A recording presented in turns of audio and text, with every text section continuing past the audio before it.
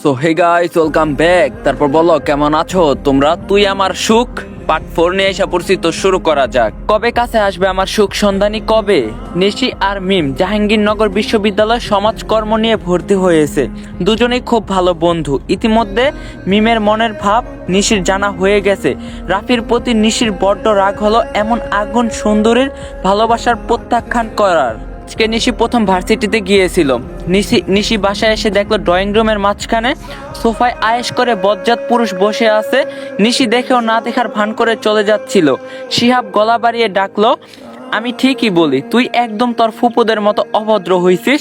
আমি জলজন্ত তোর বড় ভাই হই, কই দেখে সালাম টালাম দিবি, তা না দেখেও না দেখার ভান করে চলে যাচ্ছিস। নিশি ফুঁসে উঠে বলল, আপনার কি নিম্নতম লজ্জা নাই শিহাব ভাই?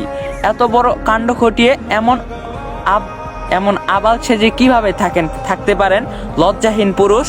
শিহাব মাসুম চেহারা করে বলল, নিশু তুই এটা বলতে পারলি আমি কি এমন কাজ করছি যে লজ্জাহীন হয়ে গেলাম? নিশু ভুরু কুচকে বলল, এত বড় কাহিনী আপনার মনে নেই? কি বাটপার! শিহাব মনে করার ভঙ্গিতে বলল, ও হ্যাঁ মনে পড়ছে। আর আমাদের তো প্র্যাকটিক্যালি আরেকটা বিষয় গবেষণা করার দরকার ছিল, চল এখনই ট্রাই করি।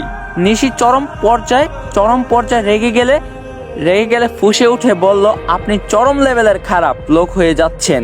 এই বলে হনহনিয়ে রুমে চলে গেল। পিছনে শুনতে পেল শিহাবের গা কাঁপানো হাসির শব্দ।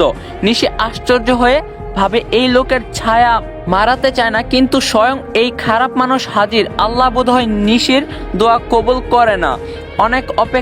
অনেক অপেক্ষার পরে কারো সারা শব্দ না পেয়ে নিশি রুমে থেকে বের হলো। নাহার ড্রয়িং রুম পরিষ্কার করছিল। নিশিকে দেখে আনন্দে ঝুপিয়ে বলল, নিশি একটা মস্ত বড় সুখবর আছে। নিশি জিজ্ঞাসার দৃষ্টিতে তাকাতেই বলে, আমাদের পাশের ফ্লাইটের মিতুলরা চলে গেছে, তুই তো জানিস। আপাকে অনেক দিন থেকে বলছিলাম যে আমার কাছে চলে আসতে, দুই বোন একসাথে থাকি। আজকে এসে বাসা ভাড়া করে গেল। আল্লাহ চাইলে আগামীকাল থেকে মালামাল নিয়ে চলে আসবে। আমার যে কি খুশি লাগছে। নিশি চোখ বড় বড় করে বলল, মা এটা করার কি খুব প্রয়োজন ছিল? খালামণি দূরে ছিল, এই তো ভালো ছিল, কেন অত কাছে টানলা খালি? নাহার বিরক্ত হয়ে বলল, তুই কি রে? আমার বোন আমার পাশে থাকবে, এতে খুশির খবর, আর তুই বলছিস দূরে থাকলেই ভালো। নিশি আর কিছু না বলে রুমে চলে আসে। নিশি উপলব্ধি করার চেষ্টা করে আগামী দিনগুলো কেমন কাটবে। ভাবতে নিশির গা হিম হয়ে যায়। নিশি বিরক্ত হয়ে ফ্রেশ হয়ে এসে রেডি হতে লাগলো। আজকে এক ফ্রেন্ডের বাসায় যাবে, মিমকে সাথে নিবে। রেডি হতে গিয়ে নিশির মন ভালো হয়ে গেল। শিহাবের উপর যতটুকু রাখছিল কিছুটা কমলো। তার সামনে রাখা প্রত্যেকটা সাজুগুজু জিনিস শিহাবের দেয়া। শিহাবের পছন্দ ভালো, নিশির কি লাগবে কিভাবে যেন বুঝে যায়। এতে অবশ্য নিশি কখনো অবাক হয় না, সেই ছোটবেলা থেকে এমন করে আসছে। রাফি অফিসের কাজে মগ্ন। জিনিয়া সেই কখন থেকে তাকিয়ে আছে। রাফি এই মেয়েটার উপর প্রচন্ড রকমের বিরক্ত। নেহাত বসের মেয়ে বলে কিছু বলা মুশকিল। জিনিয়া আর রাফি একই ডেস্কে কাজ করে। জিনিয়া যে রাফিকে পছন্দ করে সেটা আর কেউ বোঝার বাকি নেই। অফিসের সবাই টিটকারি করে রাফিকে। এবার তোমার প্রমোশন আটকায় কে? স্বয়ং বসের মেয়ের নজর পড়ছে। রাফি এসব কথায় ভীষণ বিরক্ত। মোবাইল হাতে নিয়ে একটা অতি মায়াবী মিষ্টি মেয়ের ছবি দেখে। এটাই রাফির অক্সিজেন। এই মেয়েটাকে একদিন না দেখলে বুকের ভিতর সুখের সন্ধানে তাপ ছাড়তে থাকে। আচ্ছা, কখনো কি সুখের পাখিটা কি এই বুকের খাঁচায় বন্দি করা যাবে? কি জানি, আল্লাহ ভাগ্যে লিখে রাখলে করা যাবে হয়তো। বাসায় আসার পর রাফি ড্রেস আনতে গিয়ে বুঝলো তার কালো টি শার্টটা উধাও। খুব অবাক করা বিষয়, এত দামি জিনিস রেখে 450 টাকার টি শার্ট নিল। ভাবার বিষয়, রাফির কেন যেন মনে হলো এটা মিম করছে। কেন মনে হচ্ছে রাফির ঠিক জানা না। তার একটা করালিগারের চার প্রয়োজন। প্রতিদিন অফিস থেকে ফিরে খায়, এটা অভ্যাস। রাফি রান্নাঘরে গিয়ে দেখে মিম চা বানাচ্ছে। রাফি জানে এই চা মিম তার জন্যই বানাচ্ছে। সব সময় বানিয়ে রহিমা খালাকে দিয়ে পাঠায়, কিন্তু রাফি বুঝে চা বানানো ব্যক্তিটা কে। রাফিকে দেখে মিম মাথা নিচু করে ফেললো।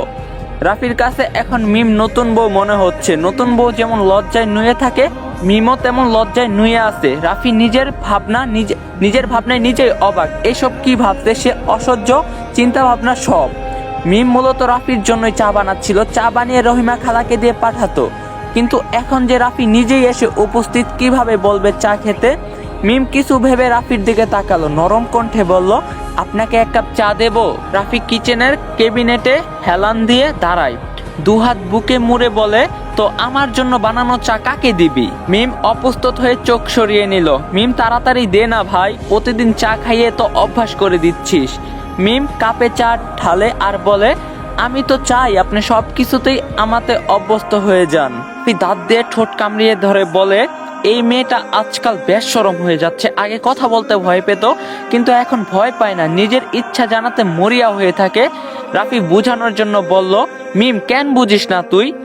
মিম হাত ধুয়ে রাফির দিকে ফিরে, আমি বুঝতে চাই না, আমি যদি কোনোদিন বেশি বুঝে যাই তাহলে যেন আমার মরণ হয়। আমি বোকা থেকে প্রিয় মানুষটাকে চাই খুব। রাফির বুকে সুখের ব্যথা হয়, মুখে বলল যা সম্ভব না তার আশা করা বোকামি। মিম জোর দিয়ে বলে, আমি যদি হেরে যাই তাও এই বোকামি করতেই ভালোবাসি। রাফি হুমকির স্বরে বলল, আমি চাচ্চুকে বলে দিব তুই আমার সাথে এমন অস্বাভাবিক ব্যবহার করিস। মিম হাসলো, খুবই মিষ্টি করে হাসলো। রাফি সেই দিকে তাকিয়ে মুগ্ধ হলো। মিম দুদিকে মাথা নাড়িয়ে বলল, আপনি কখনোই বাবাকে কিছু বলবেন না, এটা আমি জানি। তখন রাফি বলল, যদি বলে দেই? তখন মিম বলল, বলার হলে এতদিনে বলে দিতেন। রাফি আর কিছু বলল না, চায়ের কাপ রেখে রান্নাঘর থেকে সরে এলো। মেয়েটা তার জন্য দিন দিন পাগল হয়ে যাচ্ছে। এই মেয়েকে কিভাবে তার থেকে সরাবে? সাহায্য করো আল্লাহ। মিম চায়ের কাপটা খুব যত্নে হাতে নিল। রাফি যেভাবে ধরছিল ঠিক সেভাবেই ধরলো। তারপর রাফি যেখানে ঠোঁট লাগিয়ে খেয়েছে, মিমও সেখানেই ঠোঁট লাগিয়ে চায়ের বাকি অংশটা খেলো। দূর থেকে রাফি এই দৃশ্য দেখে আর থাকতে পারলো না, ধাপ ধাপ করে সিঁড়ি বেয়ে উপরে উঠে গেল। এখন তোমাদের সাথে ইম্পর্টেন্ট কিছু কথা বলি। এই গল্পটার নাম হলো তুই আমার সুখ। তো এটা ছিল সিজন 1। তো এখন যদি তোমরা সিজন 2 চাও, আমার সিজন 2 লিখতে হইব প্রায় 1 মান্থ সময় লাগবে সিজন 2 লিখতে। যদি আপনারা চান তাহলে সিজন 2 লিখবো, সিজন 2 বের করবো। তো বাকিটা কমেন্টে জানাবেন। প্রায় 1 মাস লাগবে লিখতে, তারপরে সিজন 2 বের করবো। আর কালকের থেকে নতুন গল্প আসবো, আশা করি নতুন গল্প আপনাদের অনেক ভালো লাগবে।